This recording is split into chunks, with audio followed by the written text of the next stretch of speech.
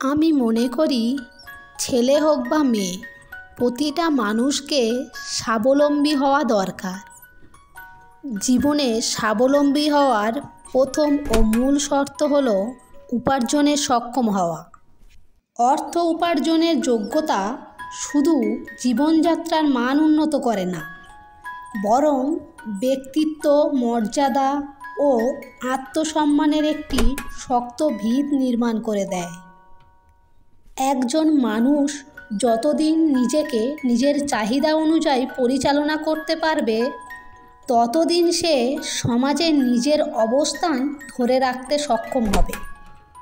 অনেক সময় দেখা যায় মেধাবী, শিক্ষিত এবং সৎ মানুষকেও জীবনের একটি পর্যায়ে গিয়ে অপমান ও অবহেলা সহ্য করতে হয়, শুধুমাত্র আর্থিকভাবে স্বনির্ভর না হওয়ার কারণে। তার মেধা হয়তো অনেক, কিন্তু সমাজের মূল্যায়নের মানদণ্ড অর্থের গুরুত্বই প্রাধান্য পায়।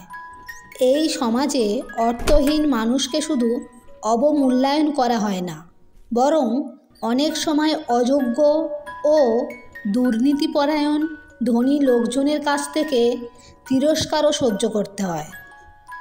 অর্থ বলে বলীয়ান ব্যক্তি নিজের অবস্থানকে বড় মনে করেন, সে যতই অযোগ্য থাক না কেন। এই বাস্তবতা কঠিন, কিন্তু একে এড়িয়ে চলার সুযোগ নেই আমাদের।